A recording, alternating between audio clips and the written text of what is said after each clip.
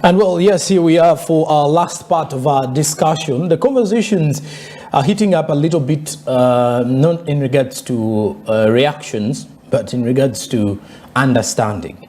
I want to believe when we analyze some of these key issues of concern, we want to understand the concepts, technicalities, you know, the deep issues in there, if it comes to at least a simple breakdown. And this time around, as we look at what we have today, we're looking at the budget allocation, straightly looking at infrastructure, which is one of the sectors that is getting the lion's share, or what you could say, one of the key priorities for the financial year 2023-2024.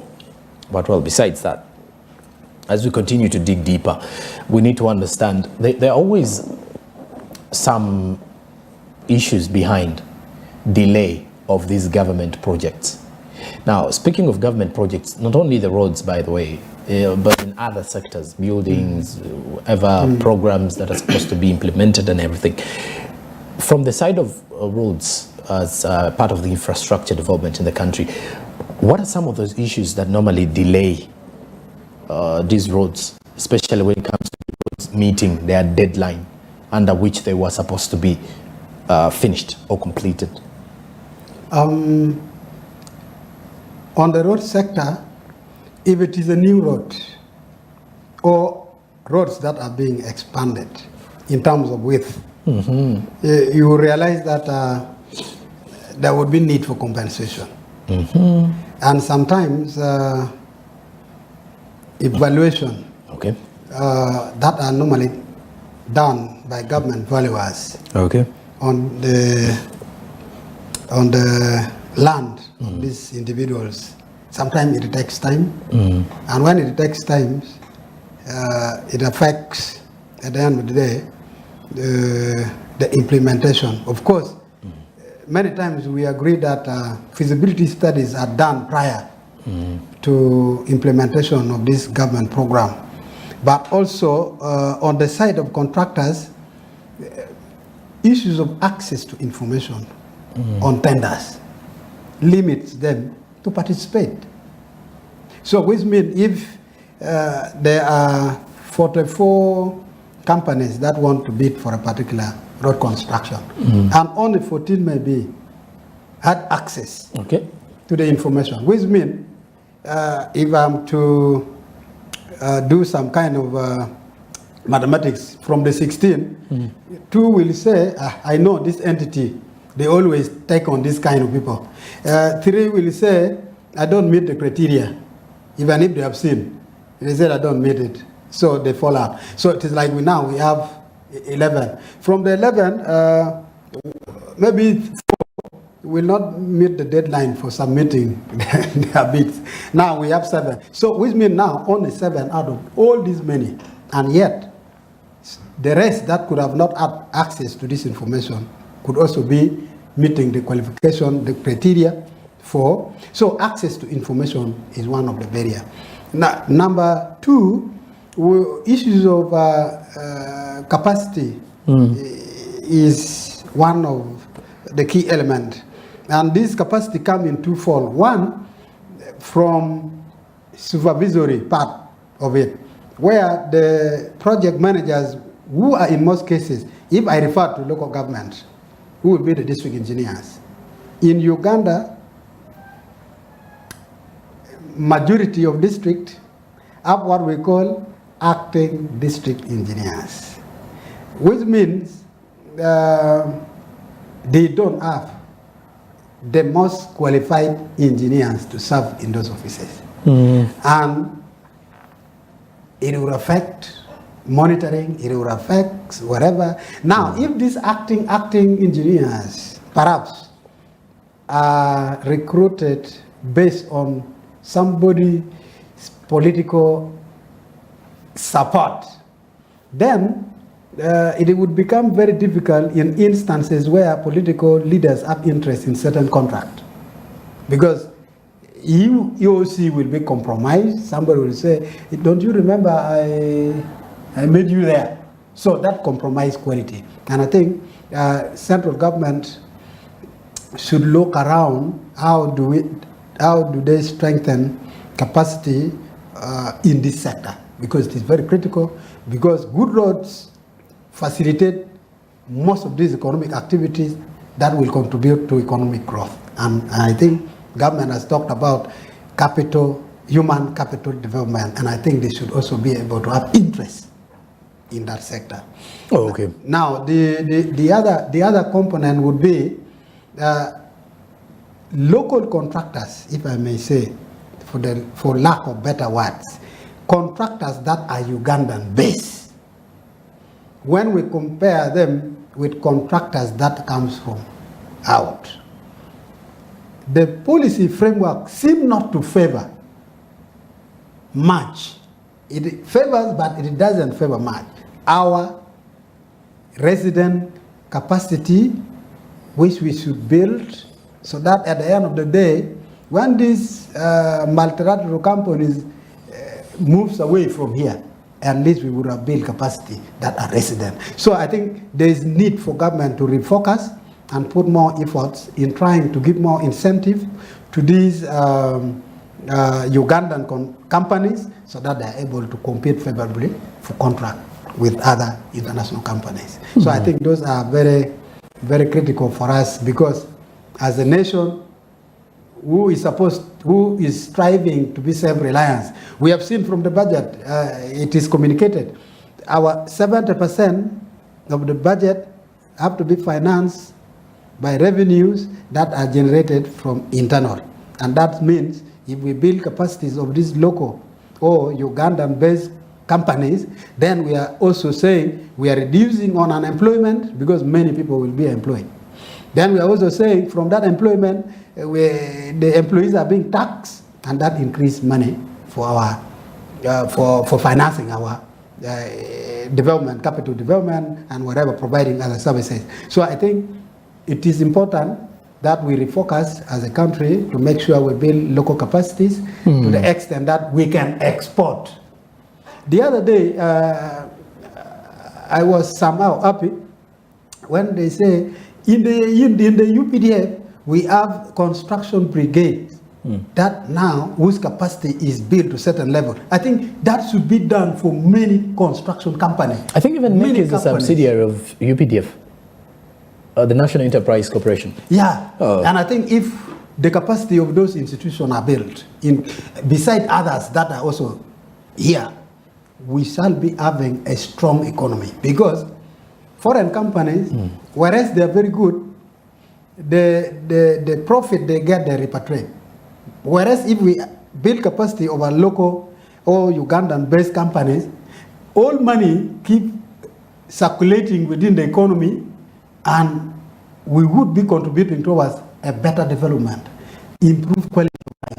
And I think that is what we should be working towards. We are not saying there are hybrid contract that should not be given out. It should be given, but we need to be mindful about local capacity, because the other day I also talked about, somebody said, hey, human capital development is good. We talk about education, we talk about what, we talk about what. Then we also say UPE started in 97, and how many people have graduated? Many of them. So how can we create an environment where we tap potential from those areas where government invested money? Because that becomes like a payback on the other side in terms of corporate social responsibility. Because I get my empowerment here, I am employed, I pay taxes to my government, government provides services, and I think the cycle of economic development would be improved. And I think that would be very good for us all. Okay, and of course, as we continue, our conversation is simply now getting into an end. But when we talk about road construction, there has always been another key aspect. Do you think it is better for government to give these contracts to local companies? Or should we say, for example, the UPDF subsidiary should take over some of these? Or do you think government should take over entirely this is from a perspective of you as a normal Ugandan. Because first of all, we've seen our shortcomings with the government's failure to execute. Then we've also seen the challenges with the private sector. Because what I do know about the private sector is at times, if there is no money, then work is going to stop there.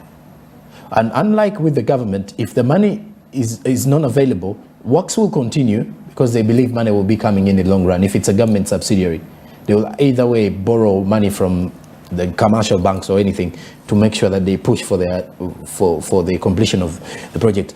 Do you think we should share, or should we completely say now there are certain contracts that should be given to the government? But what we should know, Uganda is a private-led economy. Okay. Where the forces of demand and supply determine what happens in the market. So, so the mixture of the two is important.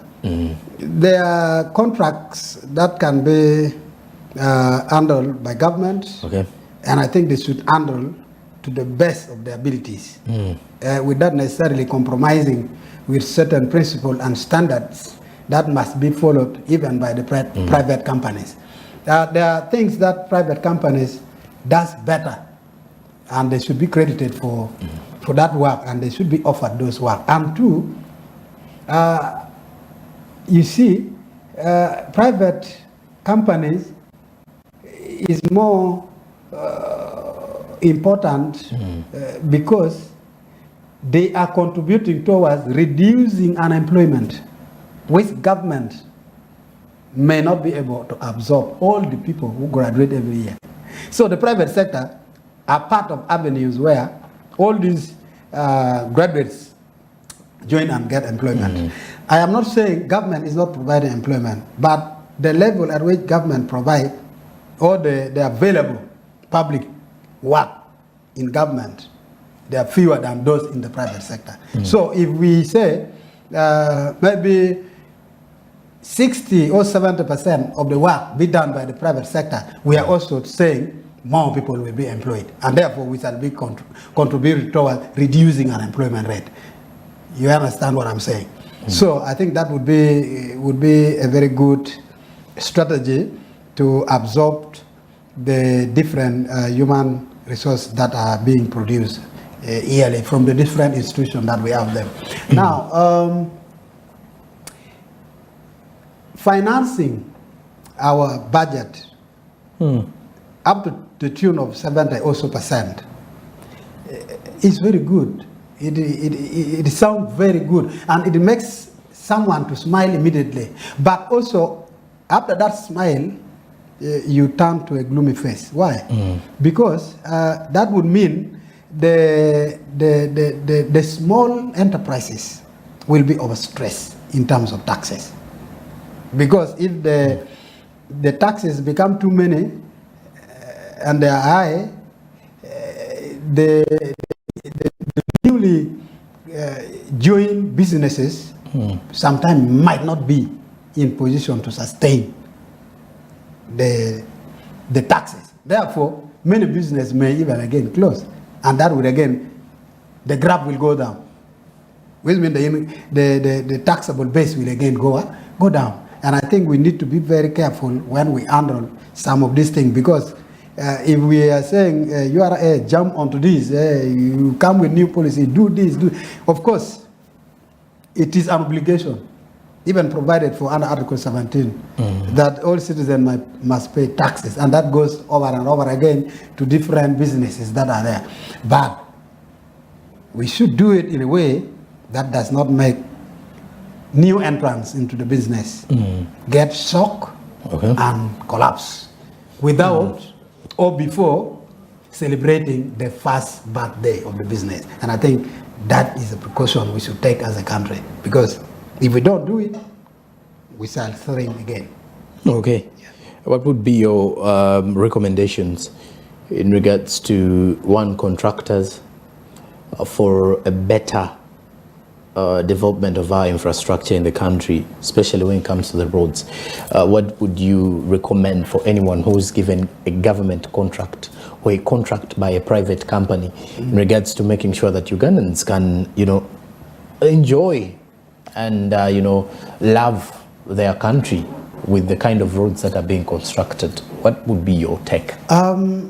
For me, I understand that this contract work requires the participation of many stakeholders. And no contractor should work in isolation of these stakeholders. One critical stakeholders in this contract management is the citizen, who is the ultimate beneficiaries of this contract or these services that is supposed to be delivered. And so, issues of local content. For instance, if we are talking about multinational companies, they should be able to support or give or sublet part of this contract work to a local or Ugandan-based companies. One, as a way of building their capacity. Two, as a way of partnership in the construction work. And I believe if it is done, then that would promote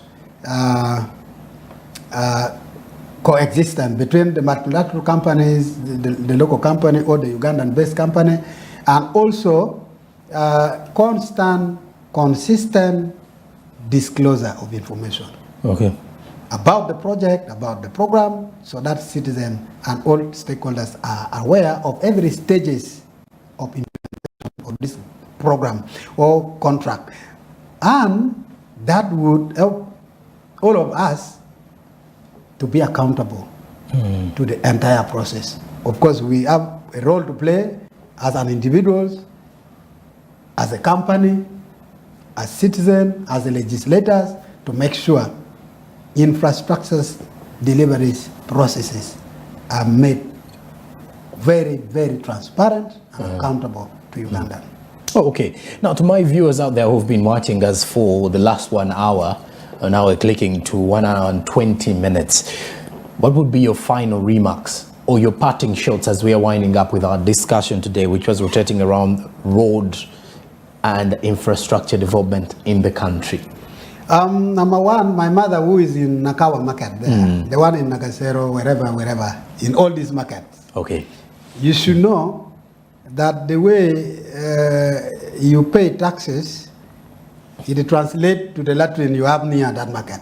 And for as long as there is no latrine there, then that market have an obligation to all leaders of that division accountable, because from taxes they should provide. You say you cannot mill a cow which you don't feed. True. So if these mothers of mine who are in the market are giving taxes, the leaders must provide the facilities that will enable the market environment to be conducive for these people to continue to operate. And so, hold your leaders accountable. Element of accountability is a matter of fact that if you don't hold your leaders accountable, you will not understand how your taxes is delivering for the betterment of your community and for yourself. Transformation about our society comes when everybody is active. The beneficiaries, the service providers, entities, government, all of us should be seen to be interacting and acting from in transparent and accountable way, so that this country develop and we all rejoice one day together. Thank you very much. Okay, many thanks for joining us, Geoffrey Odong, who is a programs officer at AFIC. AFIC is under Coast Uganda chapter. Coast Uganda chapter is hosted by AFIC. AFIC is Africa Freedom of Information Center, which is a Pan-African organization that strives to promote access to information about all these processes that we have. And COST, per se, strengthen four main features. One is about disclosures of public information in regards to infrastructure, service delivery, and then assurance, and then we look at multi-stakeholders engagement, and finally social accountability, where I was telling my mothers in those markets to hold our leaders accountable, because they pay taxes, then leaders must account, and they must be able to see the outcome for the taxes they pay vividly, where they sit and transact their business on a daily basis. All right. He's the programs officer at AFIC, by the way. And of course, that's it for our conversation this time around. If you've been watching and following us in regards to the conversations we've been having, many thanks. And I can only assure you, at the Policon, we discuss politics and economics. I'm Joram Polsong. I've been with Geoffrey Odong. Yes. And, well, quick one. If you've had any idea in regards to road infrastructure and everything, you can still share your advice and your opinion on our Twitter handle and other social media platforms. Facebook, Smart24TV official. Instagram is Smart24TV. And for the Twitter people, it is Smart24TV now. Please remember to follow, share, feedback, retweet, like, and everything.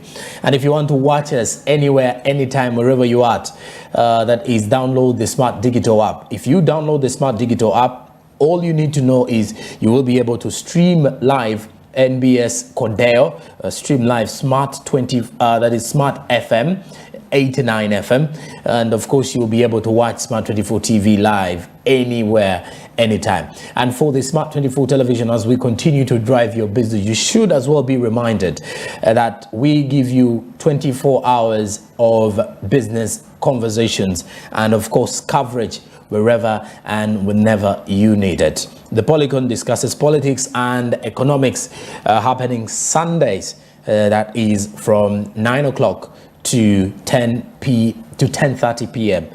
East African Standard Time. And the repeat does happen Tuesdays from 10:30 p.m. up to midnight. Well, the conversations are wide, trust me, as we continue here. Till next time, we wish you all the best for the new week. Goodbye.